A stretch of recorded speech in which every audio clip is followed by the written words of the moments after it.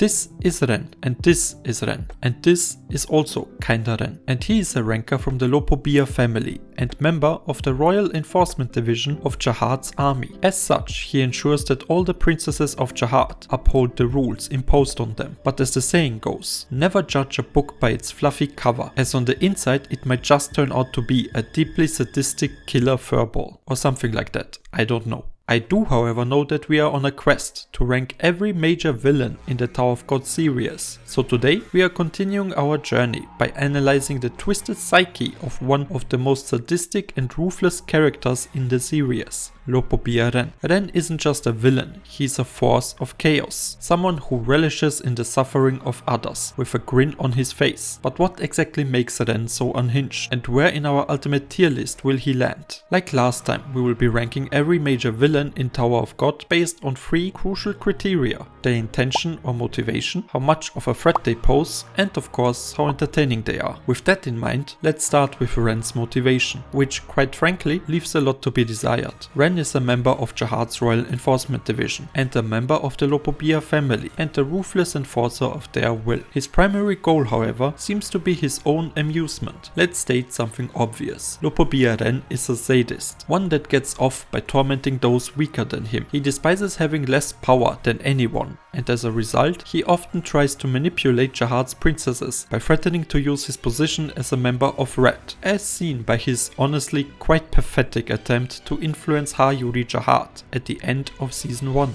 Whether it's torturing Anak Jahad, toying with Andorsi Jahad, or executing anyone who stands in his way, Ren's delight in causing pain is almost palpable. He doesn't just kill, he plays with his prey, drawing out their suffering for as long as possible. This isn't just a job for him, it's a game, and one that he takes great pleasure in. Ren's sadism is a key part of what makes him so unhinged. Unlike other villains who might have a grand plan or a deep-seated belief system, he thrives on the pain of others, and it's not enough for him to just kill his enemies. No, he wants to toy with them, drag out their suffering and make them beg for mercy. Ren is the kind of villain who gets his kick from reminding others of just how little power they have compared to him. And that willingness to push the boundaries of cruelty makes him a villain who's not just scary, but genuinely disturbing to watch. But now let's contrast that with a villain like Hell Joe, whose motivations are layered with ambition, personal grudges and a complex philosophy. Ren, on the other hand, just wants to have a little fun. And by fun, I mean playing cat and mouse with his victims before finishing them off. He's sadistic, sure, but is there any deeper purpose behind that cruelty? No, not really. In the grand scheme of the tower, it makes him feel more like a cog in the Jahad machine, rather than a compelling antagonist in his own right. There's just not much to sink our teeth into here. Next up, let's talk about how much of a threat Ren poses. Ren is no slouch in combat. After all, he's a ranker and a very skilled one at that. He is quite versatile, having posed as a wave controller instructor in season 1, even though his official position is a scout. And as a member of the Po Bia family, he is a natural anima and can control many Shinju. Ren specializes in controlling parasitic Shinju that are like leeches. He typically uses them to control larger Shinju, where the leeches infiltrate the bodies of the other Shinju, paralyze their senses and then take control of them. This technique is the reason why Ren can control so many Shinjus with ease. Ren possesses a special type of leech named Ling that has lived inside his body since birth. This leech is a hermaphrodite by nature, and it possesses the unique ability to essentially create a clone copy of Ren himself. This leech gives Ren a second female body, sharing his personality between his original body and the second body created by the special leech for him. To create his second female body, Ren deploys his special leech to latch onto the body of his opponent/victim with immense Shinsu. The leech would then begin to siphon and stealing Shinsu and flesh from the victim in order to use it to form Ling's body. This makes Ren incredibly difficult to beat, as he has multiple ways to ensure his survival. And it's not just that he is difficult to get rid of, it's that he is completely,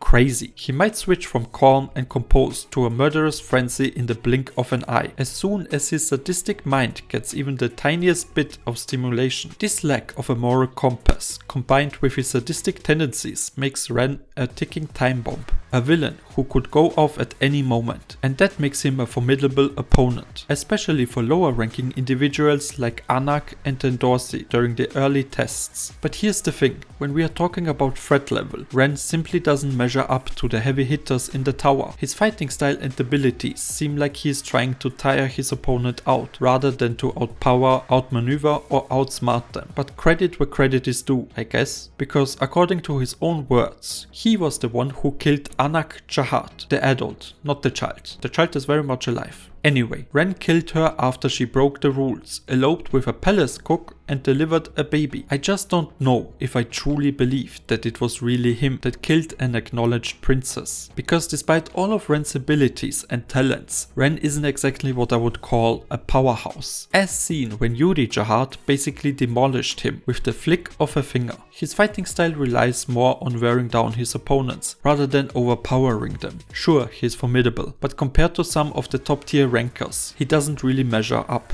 His strength lies in his manipulation and sadism and not raw power. Even Baam himself calls him out on that, saying, "You really suck, you know that? At fighting, I mean."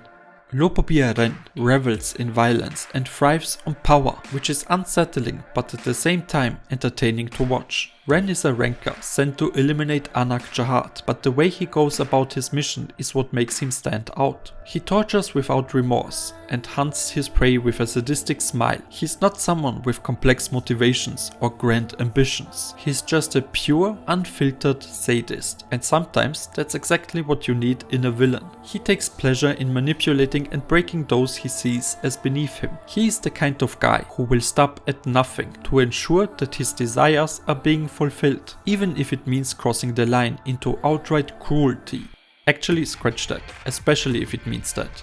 His twisted sense of joy in causing others pain keeps the stakes high, especially in his encounters with Baam and the gang. But what makes Ren truly entertaining is his personality. You never know what he will do next, and every scene he's in feels like it could explode at any moment. One second he's this cute, fuzzy furball, and in the next he is playing mind games, and the next he is all out unleashing chaos. It's this mix of unpredictability and sadism that makes the character of Po Bia Ren. His real madness comes from his cold-blooded cruelty and sheer enjoyment of violence. What makes Ren stand out is his sadistic nature, combined with his unwavering loyalty to the Jahad family. As a member of Red, Ren is tasked with hunting down traitors like Anak Jahad, but it's the way he does it, delighting in torment, manipulation and making every kill as brutal as possible, that makes him both terrifying and widely entertaining. His obsessive need to prove to himself that he's better than others pushes him beyond the limits of reason.